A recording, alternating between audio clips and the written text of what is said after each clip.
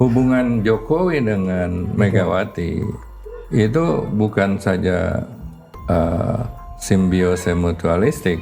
Kalau keuntungannya ada di PDIP, banyak yang jadi menteri, banyak yang di BUMN, akses pada BUMN.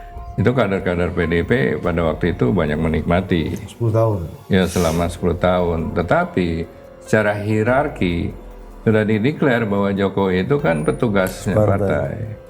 Partai itu ya Megawati, jadi baturnya Megawati gitu loh. Hubungannya seperti itu. Baturnya Megawati, lo tau bahasa Jawanya, baturnya Megawati. Pelayannya Megawati. Ya, jadi memang hubungannya seperti itu. Jadi kalau saya lihat margin kekuatan hubungan Jokowi dengan Prabowo jauh lebih besar daripada Prabowo dengan Megawati. Jadi kalau Jokowi dan Mega yang surplus defisit neraca, yang neraca perdagangannya surplus ya berapa? Ya sekarang kan Jokowi dianggap pengkhianat. Ya itu juga saya kira memang dianggap pengkhianat itu ketika marwahnya Mega juga terinjak-injak oleh Megawati dalam pemilihan presiden. Marwahnya Jokowi.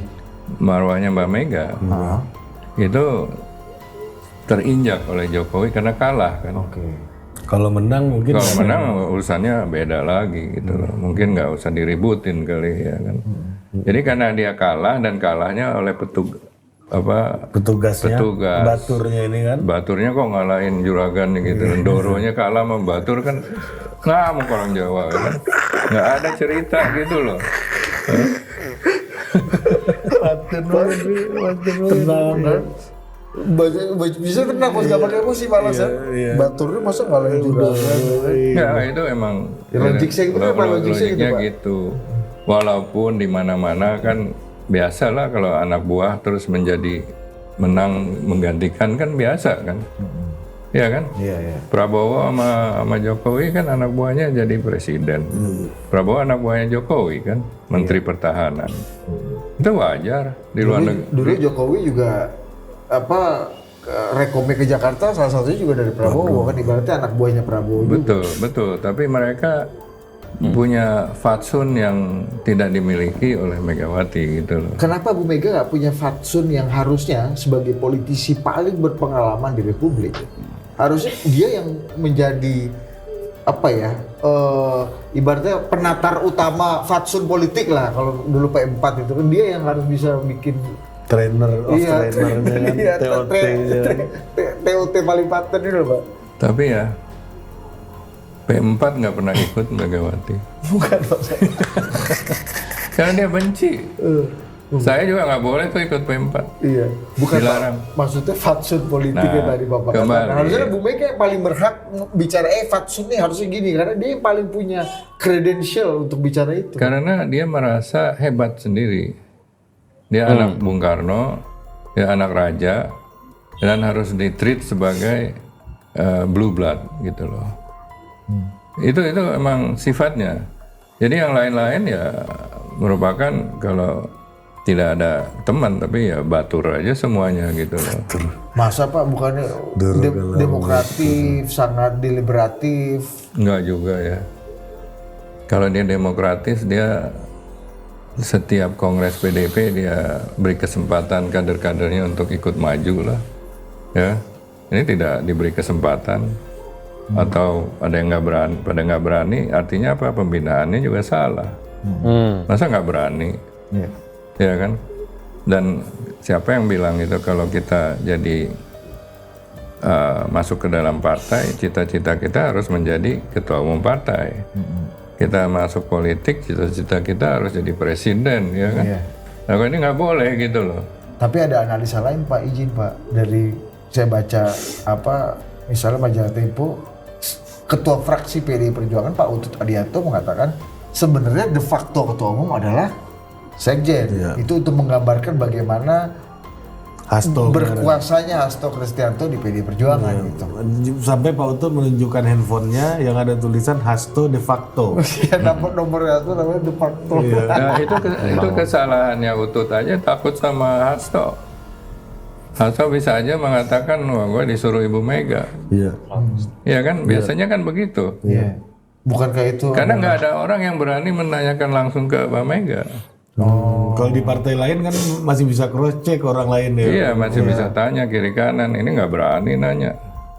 Itu benar Hasto nyuruh gini, kan nggak ada yang berani. Berarti sering dong kemungkinan itu dilakukan. apa abusive itu? Iya, terbuka dong Hasto melakukan itu, maksudnya Atas nama Mega. iya, opportunity itu sangat terbuka dong. Bisa Pak aja Jokowi. terjadi. Karena Bu Mega nggak bisa disentuh kan. Bisa aja, karena tidak ada orang yang berani melakukan verifikasi. Pertanyaannya, kenapa Bu Mega tidak bisa tersentuh? Dan tidak ada yang bisa memverifikasi, Pak. Termasuk mungkin Puan Maharani yang kata Bapak tadi, Bu Mega takut sama Mbak Puan. Ya kalau Mbak Puan kan Anda bisa lihat dia ketemu Jokowi tenang aja dia ya kan, ketemu Prabowo dia tenang aja, SBY kemarin ketemu SBY dia tenang aja. Coba yang lain berani nggak? Hasto pun nggak akan berani. Ya karena memang udah ada di situ sudah ada aturan bahwa Mbak Mega itu adalah pemegang is the law gitu loh in the party. She is the law. She is the law. Yang lain nggak berani. Nah ada orang sekelilingnya yang mengatasnamakan kaki tangannya, ya bisa aja itu wajar aja. Tapi tetap nggak ada yang bisa memverifikasi, Pak, ya, Nggak ada kebenaran. yang memverifikasi. Tapi oke. Ini sebenarnya tipikal, ini Bu Mega sekarang, Pak, yang memang kalau kata kesimpulan Pak Laks, Bu Mega nggak bisa disentuh dan nggak bisa diakses. Ini Bu Mega yang sekarang atau Bu Mega yang dari dulu memang sebenarnya typically Udah kayak gini. punya Dulu nggak seperti itu. Cuma dosisnya aja mungkin lebih rendah dulu. Bibitnya ada, bibitnya Oh, ada. bibitnya ada. coba gimana? Analisa Pak. Ya bibitnya ada. Kalau dia cerita dulu dia tinggal di istana, anak-anak presiden gitu selalu dibangga-banggakan gitu loh. Tapi dulu kan dia perlu kita. Kalau nggak ada kita, siapa yang mau mendukung dia? Sendirian juga nggak mungkin. Kalau sekarang kan dia merasa tidak, kalian semua perlu saya. Bukan saya perlu kalian gitu loh. Kalau dulu saya, Eros Jarot, mungkin ada Sofwan Sofyan, ada beberapa orang yang dekat, kita ngomong santai aja kok. Santai, nggak ada beban. Malah saya bilang, Mbak, jangan ngomong yang ini ya, jangan harus baca ini hati-hati. Kita bisa bilang begitu. Kita memberikan semacam seperti Presiden Reagan, itu fully scripted kan. Dan dia nurut kepada skrip yang dibuat oleh orang-orang kepercayaannya. Dan Mega pada waktu itu begitu. Tapi setelah dia jadi presiden berbeda, berubah semuanya. Oh, itu awalnya sejak jadi presiden ini, Pak. Iya, Itu makanya udah lama juga dong, Pak, berarti, Pak. misalnya Eros Jarot kurang deket apa? Tiap hari Mbak Mega di rumah Eros Jarot dulu. Pagi yang cerah. Iya, karena lagu-lagunya juga kan. Yang tenyum di bibir. Pantesan Bu Mega betah tuh kan. Mega, kamu sudah dengar hari ini bagaikan langit berpelangi. Kan disuruh Bu Mega maksudnya. Tapi ya setelah jadi presiden Eros ditendang, nggak dipakai. Dulu kita bicara Eros kandidat yang paling tepat untuk jadi seknek, Oh, Mensesnek. Tapi ya Mbak Mega lebih nurut ke Pak Murdiono. Orangnya Pak Murdiono, Bambang Kesowo yang disodorin dia terima. Eros out semuanya. Bahkan katanya sampai hari ini Pak Bambang Kesowo masih intens ya, Pak ya. Padahal tanpa Eros, Megawati nggak bakal jadi seperti sekarang. Saya saksi hidupnya. Nah, gimana itu, Pak?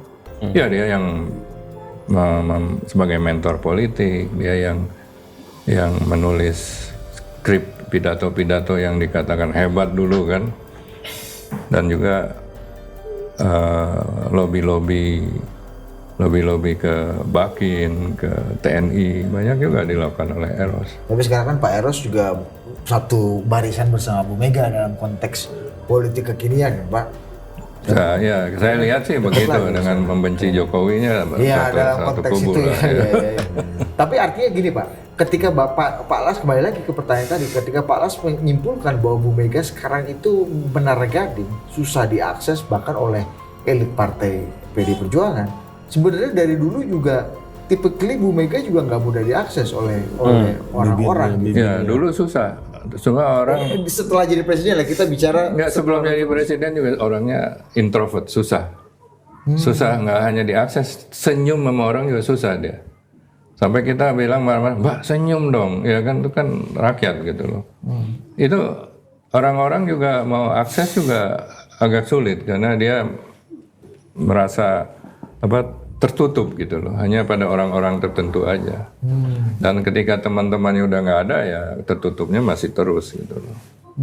Dan apalagi yang sekarang ini kader-kader berbeda 2 generasi ya. Iya. Seperti Levelnya anak-anaknya Bu Mega ya Pak ya. Kalau dulu kan Pak Las kan level friend.